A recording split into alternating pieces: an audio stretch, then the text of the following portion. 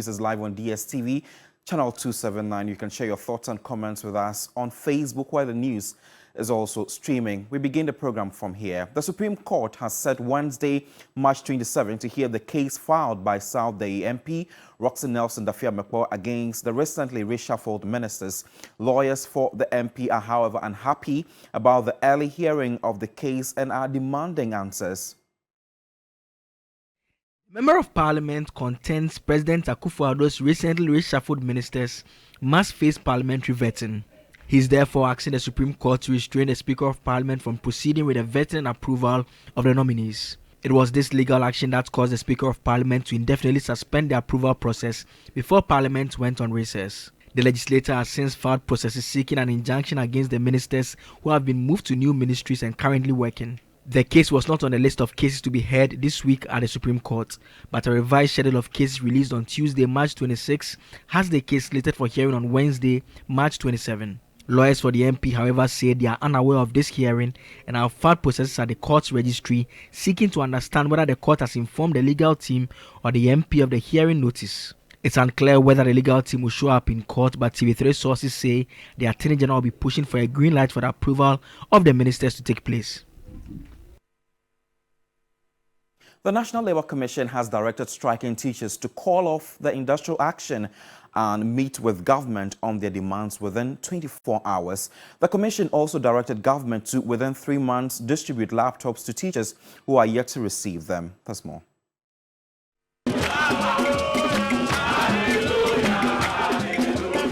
The pre-tertiary teachers have been on strike since March 20, when they decided to press home their demands for improved conditions of service, among other issues of concern. The National Labour Commission took charge of the situation, directing an end to the strike after meeting with the striking teachers and the Ministries of Education, Employment and Labour Relations. They have indicated that the Ministry of Education, Labour should convene a meeting immediately to begin negotiations. The Commission has also directed that the labour unions should call off the strike. President of the Coalition of Concerned Teachers, Kinali Audu, who spoke on behalf of the teacher unions, said the unions will respect the decision of the Commission. It has been agreed at the Labour Commission that by the end of June, all the laptops will be distributed to teachers that have not yet received it.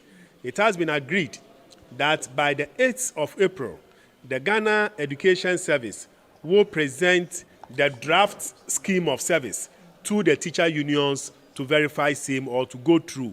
And then finally, the Ghana Education Service is to take steps with the Office of the Special Prosecutor to make teachers whose salaries has been blocked unlawfully to be released. He, however, indicated that the leadership of the unions will have to meet their councils before calling off the strike. As teacher unions, we have a procedure we go through to call off the strike.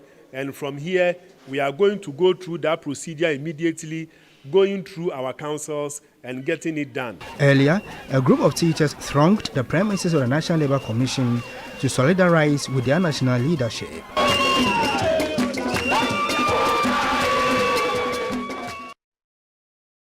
Academic activities in many public schools in Kumasi have been grounded following the withdrawal of services by teachers. With just few months to write a basic education certificate examination, some final year students fear the strike will affect them as they are yet to complete their syllabus.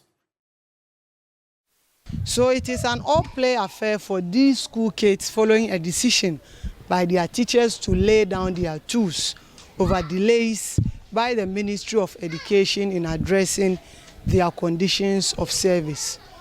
Most public schools in Kumasi have asked the kids to remain home until their teachers resume their services. But for most of these school children, their fear is missing out on the syllabus. It's affecting us because the Form 3, now we are going to write BC, so we haven't learned a lot of subjects, so we must learn. The teachers went, so we can't even learn a lot of some of the topics. It is not helping us to really prepare well for our BC, and I really like the government to listen to the teachers' demands so that they can come back to come and teach us. Otherwise, we'll not be able to finish our syllables for this BC. The teachers wouldn't know Our teachers have asked us to remain home and prepare ourselves for the end of term examination.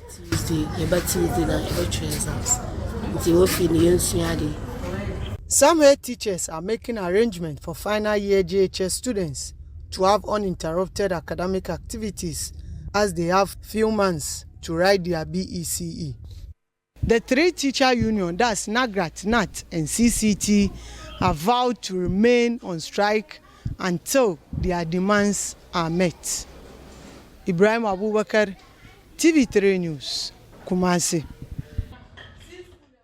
Back here in the capital, my name is Godwin Asidba. You're still watching the morning news here on TV3.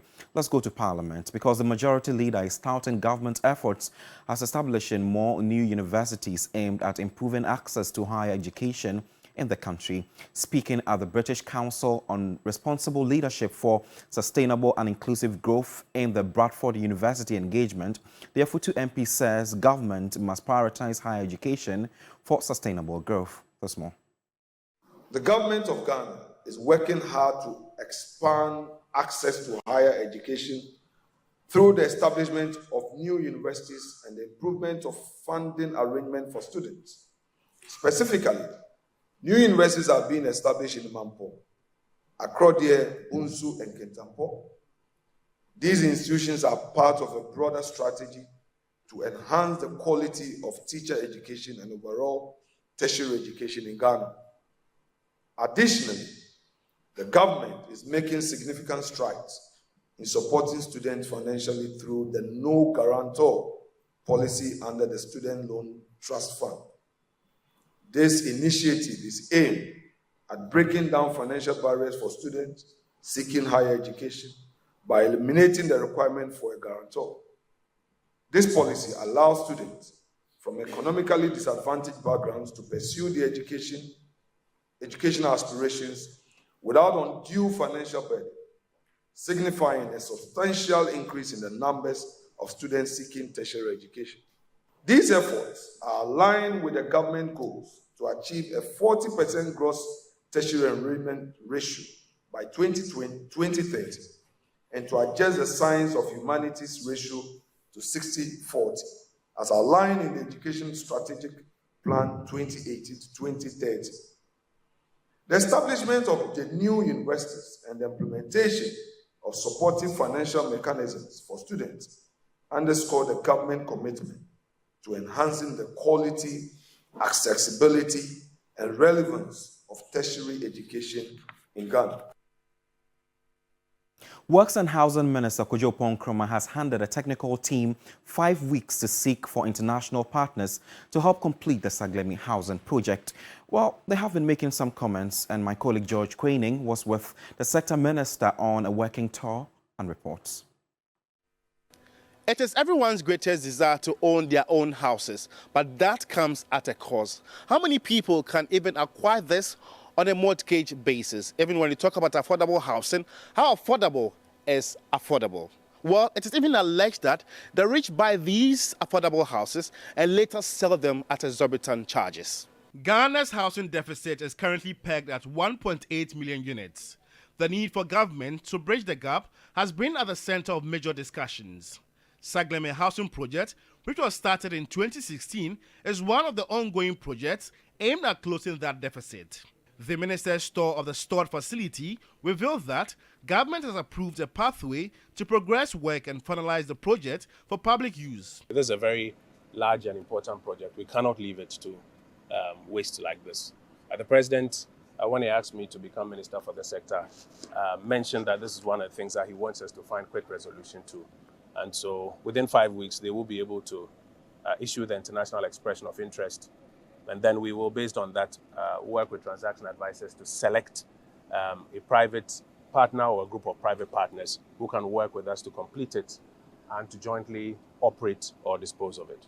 The current fiscal constraint of government has necessitated a public-private partnership deal to complete the project.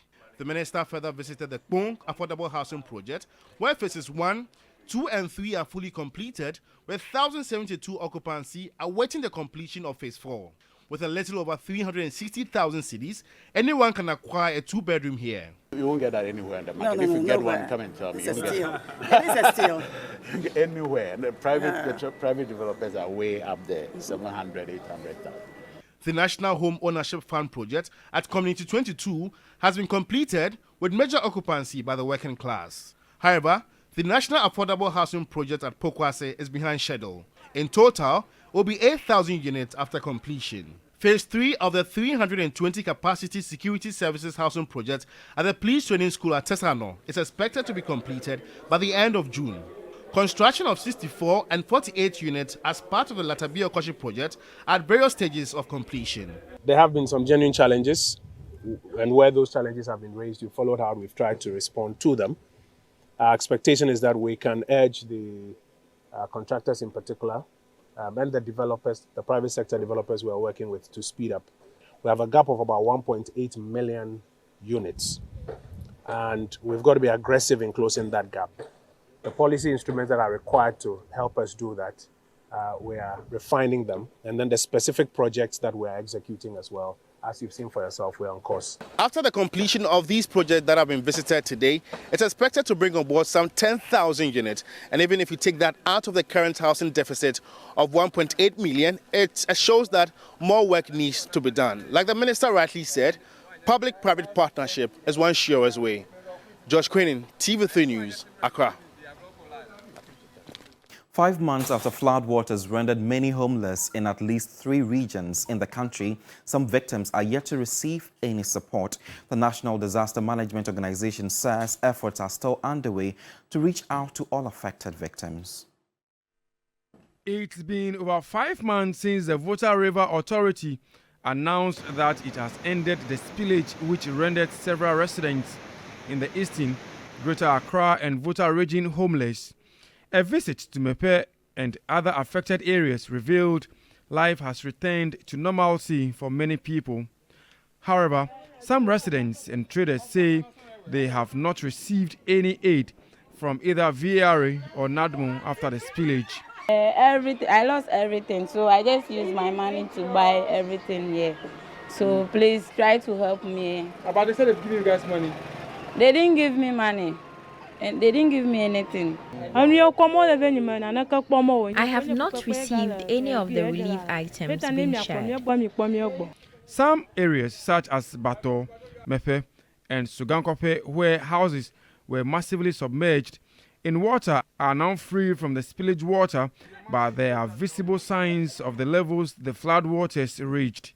Currently, various agencies responsible for the spillage, led by the National Disaster Management Organization and Volta River Authority, are engaged in a 3-day review program aimed at understanding what could be done differently in the event of such an occurrence.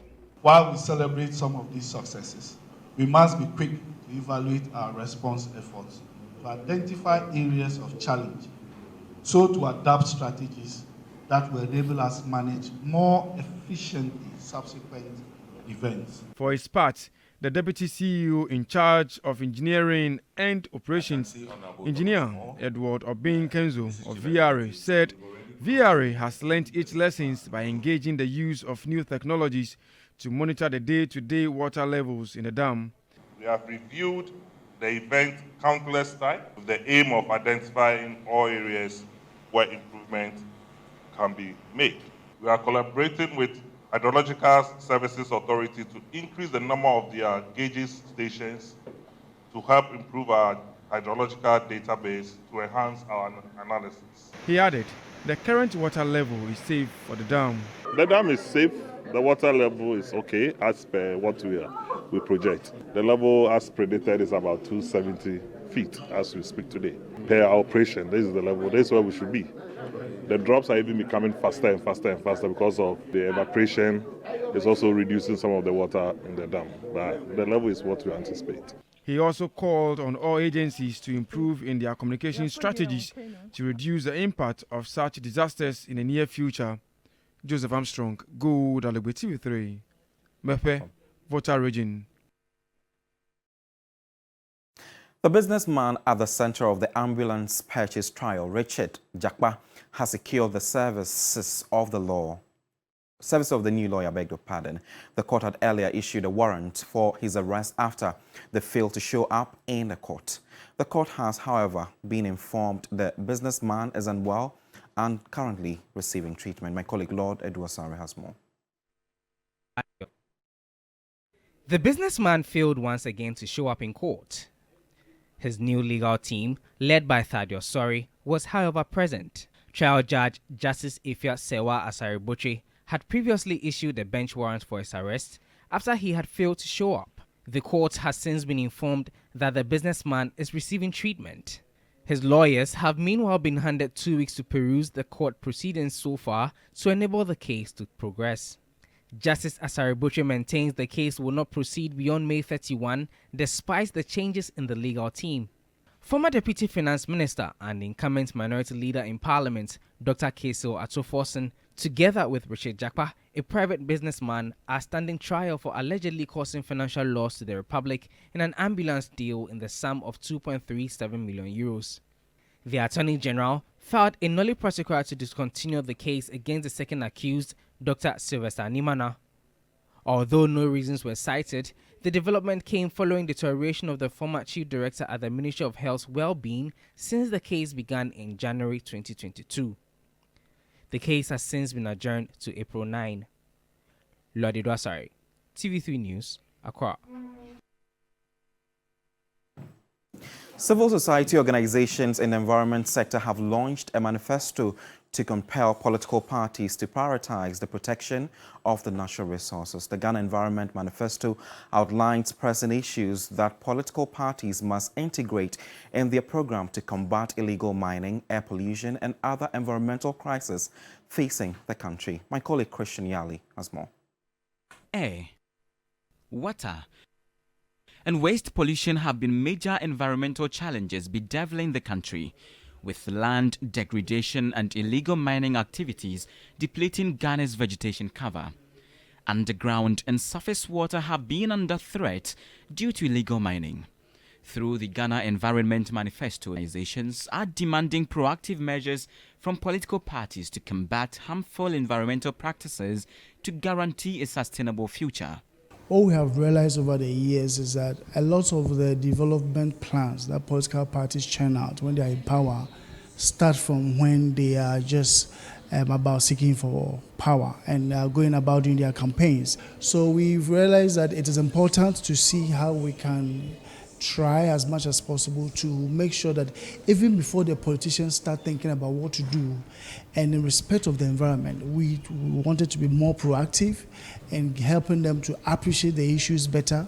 The groups say they will continue to impress upon the political parties for action and will be ready to support any government that prioritizes environmental sustainability.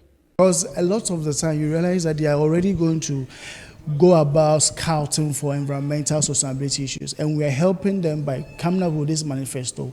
So they only need to go and pick some of the issues and then work with it. And that's why we said we're not going to leave it here. We're also going to go to the doorstep of these political parties, try to engage with them so that for the issues they don't understand and not clear on how to go about, we support them through that process. And then when that is also done, then we help them to actually integrate that in their manifestos and monitor them. We are going to track how best they do include them in their manifesto. According to the National Development Planning Commission, actions targeted towards the environment are not sequential because the roles of institutions involved are ambiguous. There might be action, but there's no result because the actions are not sequential, they are not consistent, they are not coordinated, and they are not measured, and the roles are ambiguous. There are overlapping policies, conflicting mandates. No, this is mine. No, that is yours. And it's from a source. An urgency of action is required in all of this conversation, and humankind is being entreated to be kind enough to the environment, to the water bodies, and everything that concerns life. Christian Yali, TV3 News, Accra. That's it for the news this morning. Thank you so much for making me a part of your time. There's more news if you log on to 3news.com. New Day continues shortly right after this break. My name is Godwin Asedeba. Have a good morning. Bye-bye.